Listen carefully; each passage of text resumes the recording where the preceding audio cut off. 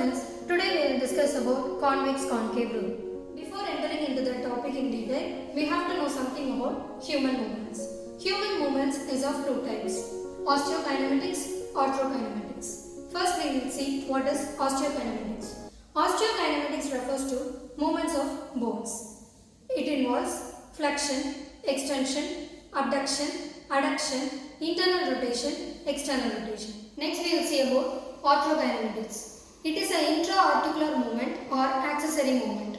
It is of three types: rolling, gliding or sliding, spinning. It is a movement which occurs at joint surface.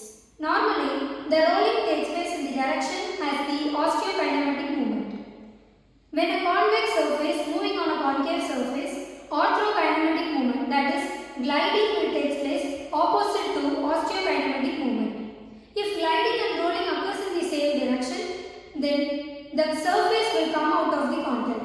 In order to prevent that, gliding occurs in the opposite direction. So, we can maximize the efficiency and we can also bring the maximum range of motion. When a concave surface moving on a convex surface, orthokinematic movement will take place in the same direction as the osteokinematic movement.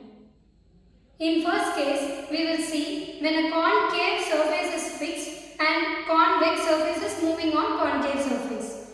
Now let's assume the glenoid cavity of the scapula has concave surface fixed and the head of the humerus has convex surface which is moving. Now let's do the flexion movement. Here the osteokinematic movement occurs anteriorly.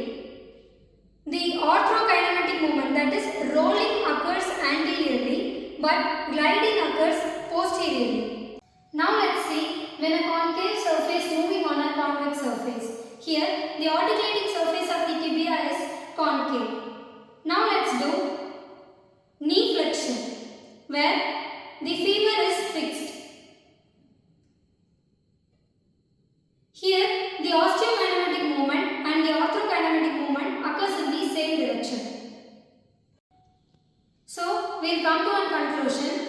In Convex-Concave Rule, when a concave surface moving on a fixed convex surface, the osteokinematic movement and the orthokinematic movement occurs in the same direction. In the case of when a concave surface is fixed and the convex surface is moving, then osteokinematic movement and the orthokinematic movement occurs in the opposite direction.